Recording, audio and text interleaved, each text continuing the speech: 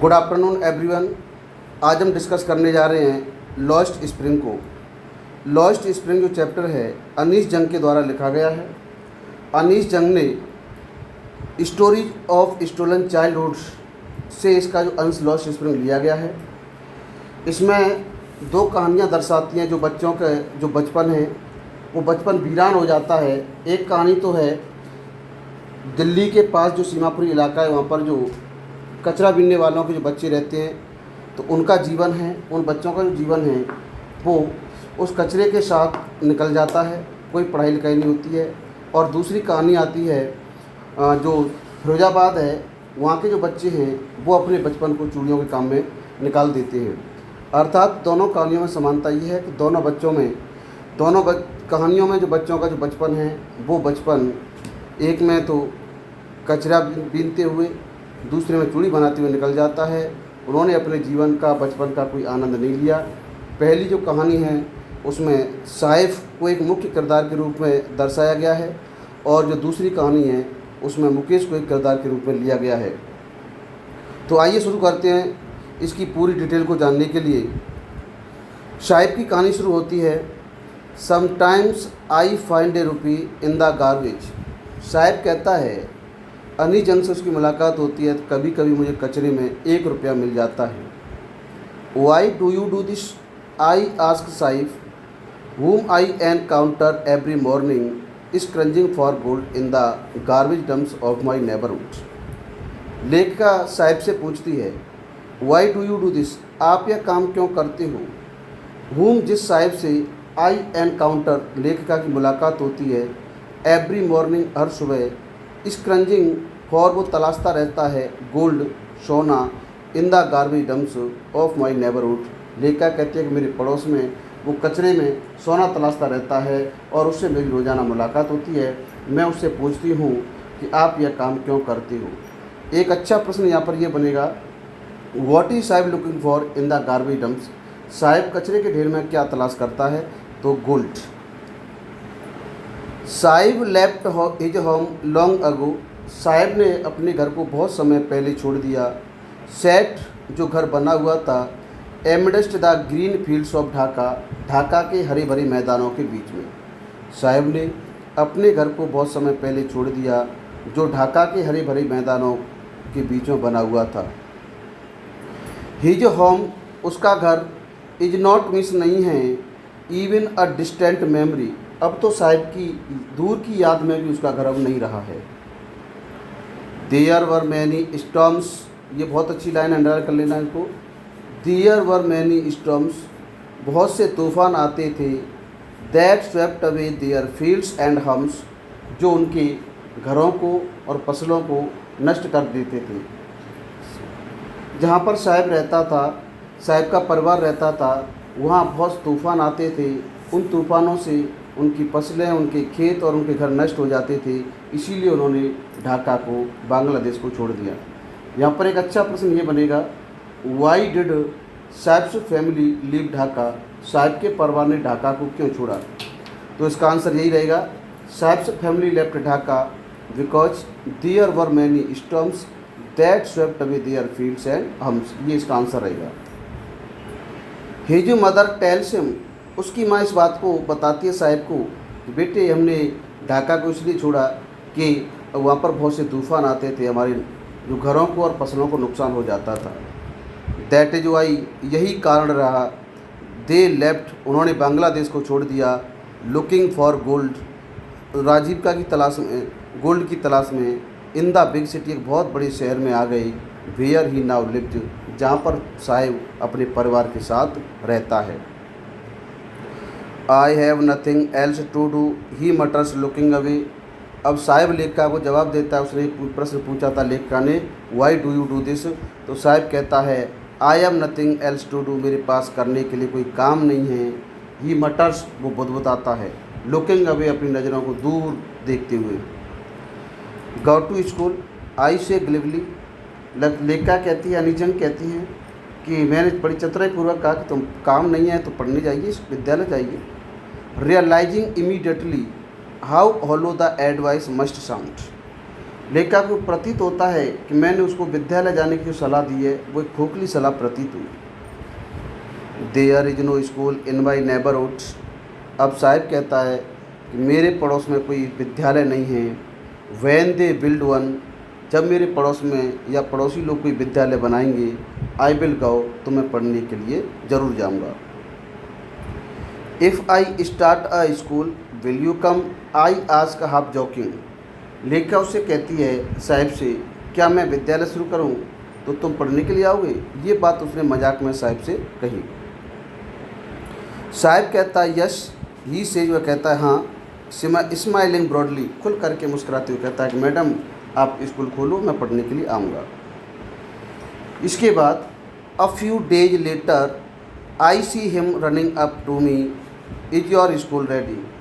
अब इस मुलाकात के कई दिनों के बाद आई सी मैं देखती हूँ हिम साहिब को रनिंग अप टू मी, जो मेरे पीछे पीछे भागता हुआ आ रहा था, इज योर स्कूल रेडी, और भागते पूछ रहा था मैडम क्या आपका स्कूल तैयार हो गया।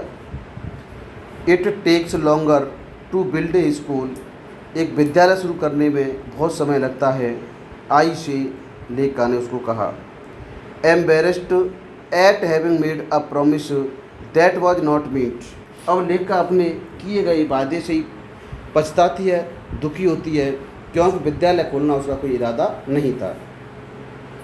बट लेकिन प्रॉमिसेस लाइक माइन, लेखिका कहती है कि मैंने जो वायदा किया है, ऐसे वायदे अबाउंड विथ पर्याप्त मात्रा में, इन एवरी कॉर्नर, हर कोने में, ऑफ इज ब्लीक वर्ल्ड, इस बच्चे की फीकी दुनिया के हर कोने में ऐसे वायदे तो भरे पड़े हैं।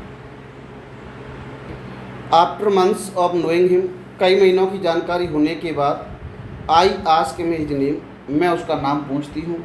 साहिब ए आलम ही अनाउंसेस, वो अपना नाम साहिब ए आलम बताता है। He does not know what it means, वो अपने नाम का अर्थ नहीं जानता है। If you new it's meaning, Lord of the universe, काश वो अपने नाम का अर्थ जाने, यदि वो अपने नाम का अर्थ जाने तो उसके नाम का अर्थ है लॉर्ड ऑफ द यूनिवर्स, ब्रह्मांड का भगवान, ब्रह्मांड का मालिक। He would have a hard time believing it, और इस पर उस बात का कोई विश्वास भी नहीं कर पाएगा। Unaware of what his name represents, इस बात से वो बिल्कुल अनभिज्ञ है कि उसके नाम का जो अर्थ है। He roams the streets with his friends, अपने दोस्तों के साथ वो गलियों में घूमता रहता है। An army of bear foot boys, नंगे पैर रहने वाले बच्चों के साथ घूमता रहता है। Who appear like the morning words and disappear at noon, और वो बच्चे सुबह ऐसे दिखाई देते हैं जैसे सुबह पक्षी दिखाई देते हैं, ठीक उसी तरह से बच्चे नंगे पैर रहने वाले दिखाई देते हैं और दोपहर में वो पक्षियों की तरह ही ओझल हो जाते हैं। ओवर द मंथ्स, कई महीनों के गुजरने के बाद, I have come to recognise each of them, लेखिका कहती है मैं प्रत्येक को पहचानने लग गई, जानने लग गई। Why aren't you wearing chappals, I ask one, लेखिका ने एक बच्चे से पूछा कि तुम चप्पलें क्यों नहीं पहने हुए हो। My mother did not bring them down from the shelf, he answer simply, तो बच्चा बड़ा सीधे साधे शब्दों में लेखिका को जवाब देता है कि मेरी माताजी ने चप्पलें ताक पर रख दी हैं। इवन इफ शी डिड, यदि इसकी माँ इसे चप्पलें दे दी, he will throw them off, तो यह उन चप्पलों को फेंक देगा। एट्स एनदर, दूसरा बच्चा इस बात को कहता है, हु इज बियरिंग शूज, जो ऐसे जूते पहने हुए हैं, दैट डू नॉट मैच, जो अलग अलग प्रकार के हैं। अलग अलग प्रकार के, बेमेल प्रकार के जूते पहने हुए बच्चा कहता है मैडम यदि इसकी माँ जूते उतार के इसको ताक से दे भी दे तो उनको पहनेगा नहीं चप्पलों को, और वो फेंक देगा। When I comment on it, जब मैं इस बात पर टिप्पणी करती हूँ, ही सफल्स हिज फीट, वो अपने पैरों को घसीटता है। एंड सेज नथिंग, कोई बात नहीं कहता है। I want shoes, says a third boy, एक तीसरा लड़का कहता है मैडम मुझे जूते चाहिए। Who has never owned a pair all his life, उसने अपने जीवन काल में कभी जूते पहने ही नहीं थे। ट्रैवलिंग अक्रॉस द कंट्री, लेखिका कहती है मैंने पूरे देश का भ्रमण किया है। आई हैव सीन चिल्ड्रन, मैंने बच्चों को देखा है। यहाँ से अंडरलाइन कर लेना, ट्रैवलिंग अक्रॉस द कंट्री, पूरे देश का भ्रमण करते हुए। आई हैव सीन चिल्ड्रन, मैंने बच्चों को देखा है। वॉकिंग बेयर फुट, नंगे पैर घूमते हुए। इन सिटीज़, शहरों में, ऑन विलेज रोड्स, गांव की सड़कों पर अंडरलाइन करते चलना। It is not lack of money, ऐसा माना जाता है कि इनके पास धन की कमी नहीं है, but a tradition to stay barefoot, लेकिन ये बच्चों की एक नंगे पैर रहने की परंपरा है।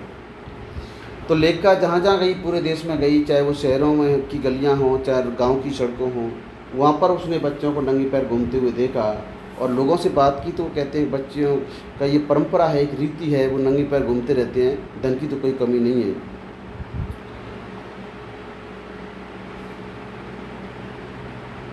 आई वंडर, तो ये लेखिका ने विचार किया था, आई वंडर, मैं विचार करती हूँ, if this is an only an excuse to explain away a perpetual state of poverty. लेखिका कहती है कि जो ये कह रहे हैं कि धन की कमी नहीं है, ये तो एक उनकी एक निरंतर गरीबी की मार को छुपाने का एक इनका एक बहाना है, एक एक्सक्यूज है। तो ये लास्ट तक इसको अंडरलाइन कर लो, पॉवर्टी तक। लेखिका ने उसका अलग अर्थ बताया कि जो व्यक्ति हैं जो ये कह रहे हैं कि ये बच्चों के पास जो जूते नहीं हैं, तो इनकी एक परंपरा है नंगे पैर रहने की, धन की कोई कमी नहीं है, ऐसी बात नहीं है। तो लेखिका ने इसका अर्थ दूसरा ही लगाया था। उसने इसकी एक परिभाषा इस तरह से दी थी कि जो एक निरंतर गरीबी की मार को झेलते आ रहे हैं और गरीबी को छुपाने के लिए एक एक्सक्यूज कर रहे हैं, एक बहाना बना रहे हैं। आई रिमेंबर अ स्टोरी, अब लेखिका कहते हैं मुझे कहानी याद आती है। A man from Udupi once told me, Udupi के व्यक्ति ने उसको बताई थी। एज अ यंग बॉय, जब वो लड़का था, युवा था, he would go to school past an old temple, तो एक पुराने से मंदिर पर होकर के अपने विद्यालय जाता था। उस व्यक्ति ने अपने बचपन की कहानी बताई लेखिका को, मैडम जब मैं विद्यालय जाता था, तो उस समय की वो कहानी बता रहा है, एक मंदिर पर होकर के विद्यालय जाता था। वेयर, इस उस मंदिर पर, as father was a priest, उसके पिताजी एक पुजारी थे। He would stop briefly at the temple, वो उस मंदिर पर थोड़ी देर के लिए रुकता था। एंड प्रे, और प्रार्थना करता था, for a pair of shoes, एक जोड़ी जूतों के लिए देवी माँ से प्रार्थना करता था। 30 ईयर्स लेटर, उसके 30 वर्षों के बाद, आई विजिटेड हिज टाउन, लेखिका कहती है कि मैं उस कस्बे में गई। एंड द टेम्पल, उस मंदिर पर भी गई। Which was now drowned in an air of desolation, अब वो जगह वीरान सी हो गई है, डिजोलेशन हो गई है, उजाड़ हो गई है। इन द बैकयार्ड, मंदिर के पीछे, where lived the new priest, अब नया पुजारी आ गया है जो मंदिर के पीछे रहता है। There were red and white plastic chairs, और वहाँ पर लाल और सफ़ेद प्लास्टिक की कुर्सियाँ भी हैं।